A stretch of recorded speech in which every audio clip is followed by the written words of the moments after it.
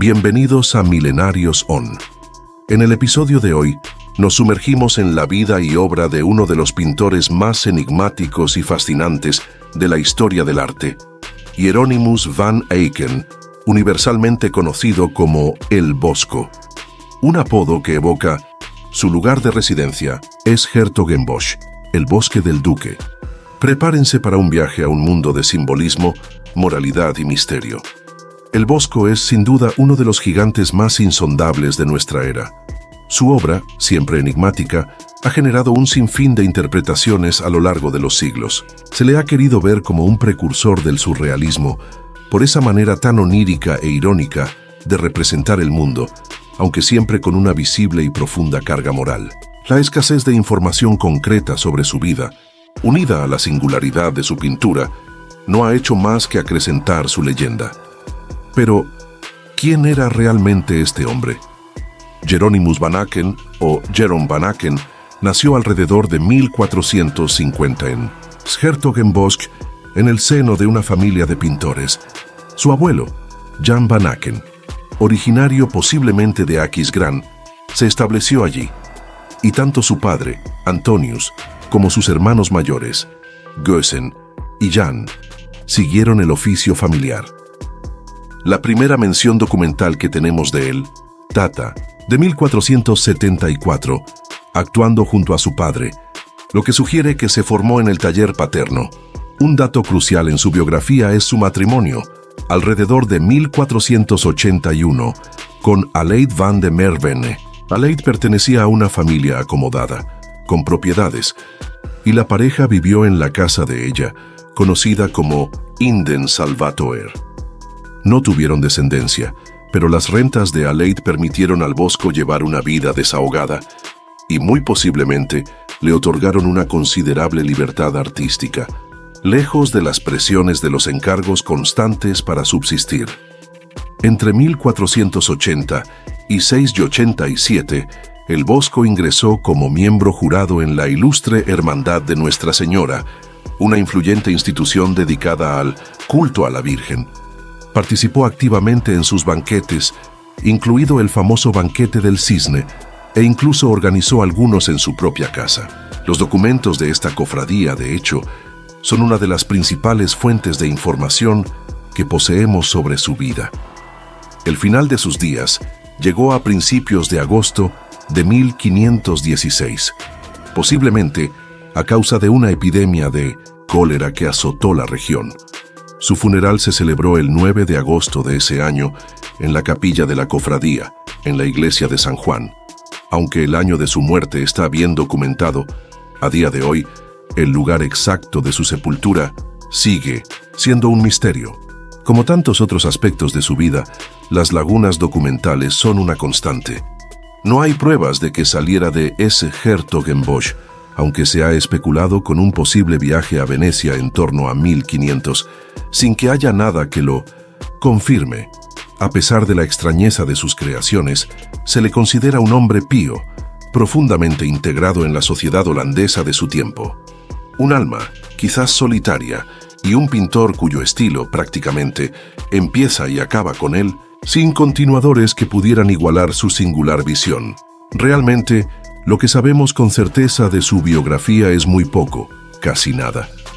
Las fuentes son escasas: archivos municipales, libros de cuentas de la cofradía, un rompecabezas con demasiadas piezas faltantes.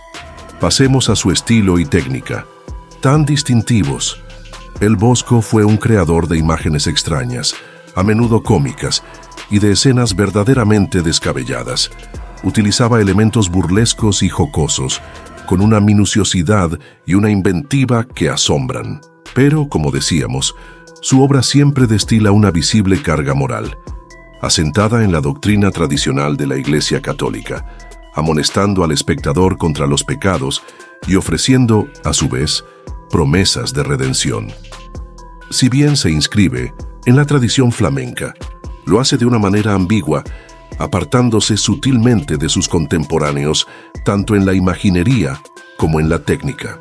Solía utilizar capas de pintura muy finas que a menudo dejaban ver los fondos, y su técnica, en ocasiones, podía carecer del refinamiento extremo de otros primitivos holandeses. Trabajaba rápido, con capas ligeras, lo que también implicaba un menor coste.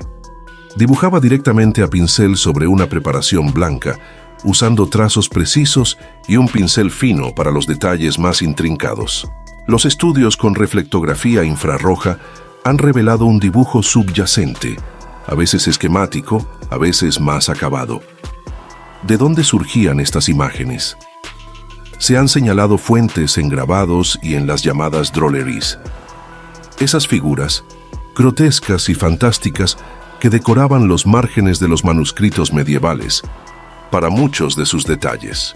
El Bosco recogió esa tradición de las artes marginales, de los bestiarios y del folclore medieval, y la aplicó de manera radicalmente original a la pintura sobre tabla, a los grandes retablos. Ahí reside una de sus mayores novedades. No podemos olvidar la importancia del paisaje en su obra, que algunos expertos incluso utilizan para ordenar cronológicamente sus creaciones. Sus temas son inolvidables: figuras maravillosas, imágenes fantásticas, escenas infernales pobladas por demonios y monstruos que parecen salidos de una pesadilla o de una visión. Aunque algunos han querido ver en ellas representaciones lisérgicas o alucinaciones, los expertos tienden a descartarlo. Lo que es innegable es la presencia de figuras extrañas, criaturas híbridas y un simbolismo profundamente enigmático que aborda la moralidad, el pecado, la transitoriedad de la vida y la locura humana. Su uso del color es igualmente llamativo, con una paleta rica y diversa, tonos vibrantes y un claro uso simbólico: verdes y azules para el Edén, rojos, naranjas y oscuros para el infierno, y colores vivos para el panel central de su obra más icónica. Hablando de obras, la atribución es uno de los grandes desafíos para los estudiosos del Bosco, debido a la falta de documentación y a la abundancia de copistas e imitadores que surgieron incluso en vida del artista. Pocos cuadros llevan una firma que se considere auténtica. Hoy en día, existe un consenso en atribuirle entre 25 y 30 pinturas. El Bosch Research and Conservation Project, o BRCP, un exhaustivo estudio internacional, cataloga 21 pinturas como autógrafas. Entre sus obras más destacadas, es imposible no mencionar El Jardín de las Delicias, conservado en el Museo del Prado. Este tríptico, pintado entre 1490 y 1510, es quizás su creación más popular y enigmática.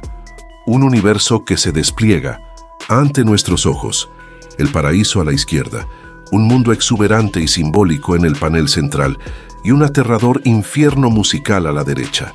Está repleto de detalles intrigantes, curiosidades ocultas, imágenes insólitas y un simbolismo que sigue generando debate. Ya en 1517, Antonio de Beatis lo describía con asombro en el Palacio de los Nassau. Otro tríptico fundamental es El Carro de heno, también en el Prado, que Fray José de Sigüenza, uno de sus primeros grandes intérpretes, relacionó con un pasaje del profeta Isaías sobre la vanidad de las glorias mundanas. Y no podemos olvidar la Mesa de los Pecados Capitales, la extracción de la piedra de la locura, o las diversas Tentaciones de San Antonio Abad, un tema recurrente en su producción. Obras como San Juan Bautista en Meditación o San Juan Evangelista en Patmos muestran también su maestría. Cada obra es un microcosmos, un sermón visual. El Bosco gozó de fama en vida. Fue un artista popular con encargos tan importantes como un juicio final de grandes dimensiones para Felipe el Hermoso en 1504, aunque no sabemos si llegó a terminarlo.